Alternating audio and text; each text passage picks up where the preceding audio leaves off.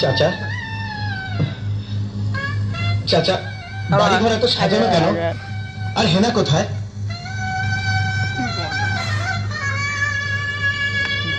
বাবা চাচা কথা বলছেন না যে, চুপ করে আছেন কেন? হেনাকে তুমি ভুলে যাও। ভুলে যাব? হ্যাঁ বাবা, হেনার বিয়ে হয়ে গেছে। না,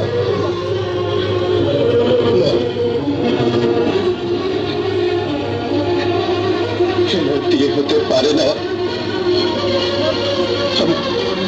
আমি বিশ্বাস করি না, আমি বিশ্বাস করি না, আমি বিশ্বাস করি না। হেনার বিয়ে হতে পারে না, পারে না। আমি বিশ্বাস করি না।